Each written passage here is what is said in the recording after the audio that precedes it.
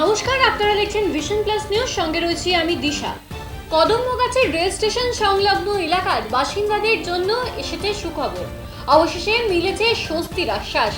জানা যাচ্ছে গত 14 জুলাই রেল কর্তৃপক্ষ যে উচ্ছেদের নোটিশ জারি করেছিল তারপর থেকেই কিন্তু বেশ অস্বস্তি এবং উদ্বিগ্ন দানা বেঁধেছিল সেই এলাকার বাসিন্দাদের মনে। কিন্তু অবশেষে দেগঙ্গার বিধায়ক জানিয়েছেন যে জেলা শাসকের মাধ্যমে রেল কর্তৃপক্ষ নির্দিষ্ট করেছেন যে এই মুহূর্তে তাদের উচ্ছেদ করা হচ্ছে না, যার জেরে কিন্তু স্বস্তির আশার আলো দেখছেন সেখানকার বাসিন্দারা। এই বিষয়ে ঘটনাস্থল থেকে কি প্রতিক্রিয়া উঠে আসছে বা সেখানকার বাসিন্দারা সংবাদ মাধ্যমের সামনে কি প্রতিক্রিয়া দিলেন তাই তুলে ধরবো আপনাদের সামনে। কথা হলো, এটা 1987 সালে যখন আমরা লোকোশেডে ছিলাম, তৎকালীন ওখানে কারশেড করার জন্যে আমাদেরকে ওখান থেকে এখানে নিয়ে আসা হয় এবং আমাদেরকে 99 বছরের লিজ দেওয়া হয়। তারও কাগজপত্র আছে। আমাদেরকে একটা নীল কার্ড করে দেওয়া হয়, প্রত্যেকটা ফ্যামিলির নীল কার্ড করে দেওয়া হয়। নীল কার্ডও আমাদের সাথে আছে, কিন্তু জানি না এখন যে কীভাবে এরা উচ্ছেদ করার কথা বলছে, এটাই বুঝতে পারছি না যে কোন কারণে। আমাদের তো লিজ আছে 99 বছর, তা আমাদের সঙ্গে তাল বাহানা করছে কেন আমরা সেটা বুঝতে পারছি না। তাই এখানে আমরা এখন আমাদের ধরুন উপর নেতৃত্ব, আমাদের এমএলএ ম্যাডাম আছে, এমপি ম্যাডাম আছে, আমাদের সভাপতি সাহেব আছে, দিদি তো আছে, সর্বোপরি আমরা আমাদের আন্দোলন চালিয়ে যাব।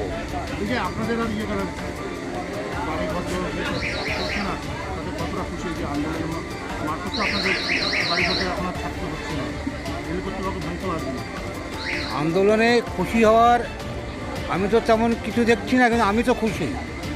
যেমন ধরুন আমি একজন মেম্বার, তাহলে আমি আরও 100 লোকের কথা তো বলতে পারবো তারা কেমন খুশি আছে। তাদের কাছে 2-4 জনের কাছে শুনতে হবে যে তারা খুশি হচ্ছে কি না, তারা অখুশি আছে না কী আছে। তারা বললে খুব ভালো। যেমন পাশে যারা আছে। আমার নাম সুনীল মণ্ডল। আমরা ভীষণ খুশি এর জন্য। এই যে রেলের তরফ থেকে ছেড়ে নোটিশ দেওয়া হয়েছিল, আজকে কোনো সুরাহা হলো না, দিদি এসছে যখন এর সুরক্ষা আমাদের হবেই, এটাই আমরা আশা করি সবাই। আর এর জন্য আমরা ভীষণ খুশি আছি দিদি এসছে বলে। উচ্ছেদের পরে একেবারে আতঙ্কিত হয়ে পড়েছিল, এখন কেমন? এখন অনেকটাই আমরা ভালো আছি। দিদি আমাদের পাশে এসে দাঁড়িয়েছে, আমাদের সবাই যখন নেতৃত্ব আছে আমরা এখন তার জন্য খুবই খুশি আছি, সবাই খুশি আছি। কী নাম আপনার? মিতা মণ্ডল। নিজের জায়গায় দাঁড়িয়ে আন্দোলনটা করছে, আমরা ওনাকে সাধুবাদ জানাই। আমি পার্সোনালি সাধুবাদ জানাই, কারণ উনি এই উদ্বাস্তু মানুষের পাশে আছেন। আমরাও ভারতীয় জনতা পার্টির পক্ষ থেকে এই মানুষগুলোর পাশে আছি, পাশে থাকবো।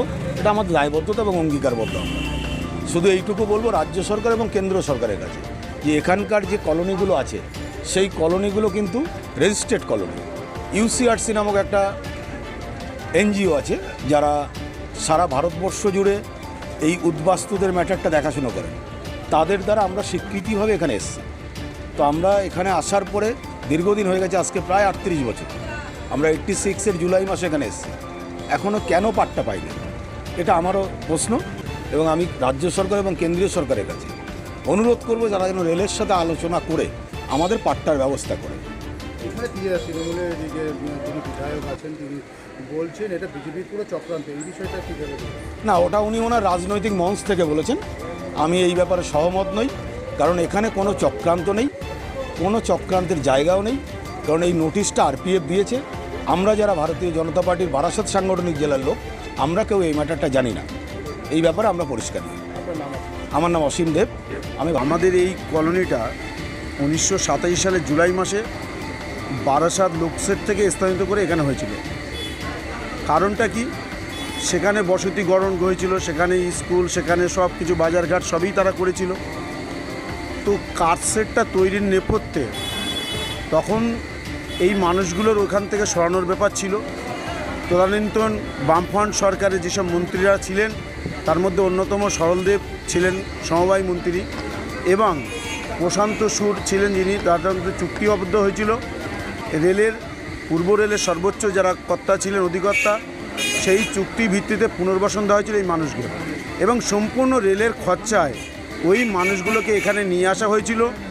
এবং তাদেরকে 500 টাকা ত্রিপল দিয়ে দেওয়া হয়েছিল এবং এখানে খাওয়া দাওয়ার ব্যবস্থাও রেল করেছিলেন যতদিন পর্যন্ত তারা সুস্থভাবে সুন্দরভাবে না থাকতে পারে। তো আজকে 38 বছর পরে হঠাৎই একটা নোটিশ 14 তারিখে দিয়েছে এবং 18 তারিখের মধ্যে যে তাদেরকে ভেঙে সরিয়ে নিতে হবে, নাহলে 19 তারিখে তাদের অভিযান হবে এবং রেল কর্তৃপক্ষ কোনো দায়ী থাকবে না। তো এরকম একটা যখনই হলো তখন আমাদের একটা চরম একটা আঘাত আসলো যেটা এটা ভাবার বিষয় নয়। এবং বাংলার বাড়ি পাওয়ার পরেই এটা হলো, এখানেই আমাদের তখন সন্দেহ হলো যে এর আগে AOY ইন্দিরা আবাস যোজনা যখন হয়েছে IAY, তারপরে PMAY মানে প্রধানমন্ত্রী আবাস যোজনা যখন হয়েছে তখন কোনো অসুবিধা হয়নি, কিন্তু যখন বাংলার বাড়ি মাননীয় মুখ্যমন্ত্রী মমতা ব্যানার্জি যেই দিল,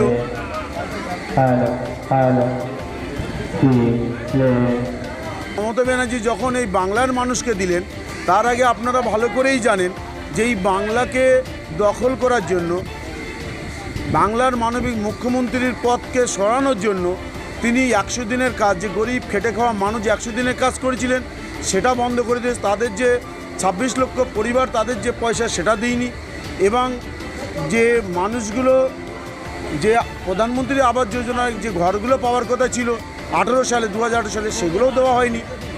মাননীয় মুখ্যমন্ত্রী বললেন আমার এই মানুষগুলোকে আমি ঘর দেবো, কেন্দ্র সরকার না দিল। তো 16 লক্ষ মানুষকে যখন তিনি বাংলার বাড়ি ঘর দিলেন তখনই কিন্তু গাত্রতা হলো, তখনই কিন্তু সমস্যাটা তৈরি হলো। আমাদের বক্তব্য হলো যে এটা পূর্ব পরিকল্পিত চক্রান্ত করে বারাসাত IW, বারাসাত RPF এখানকার বিজেপি যারা লিডার আছে স্থানীয়, তারা থেকে এরকম ধরনের চক্রান্ত করে এই বাংলার বাড়ির এখানে নোটিশগুলো করে ছবি তুলে তাদের বিরক্ত করে এই রকম একটা ঘৃণ্য চক্রান্ত করেছিলেন। আপনারা বলছেন 38 বছর আগে আপনাদের এখানে জমি দেওয়া হয়েছিল, পুনর্বাসন দেওয়া হয়েছিল। হ্যাঁ, তখন আপনাদের কি পাট্টা দেওয়া হয়েছিল? না, পাট্টা দেওয়ার কথা হয়েছিল। 34 বছর আগে পাট্টা দিল না এই সরকার আসার পরে।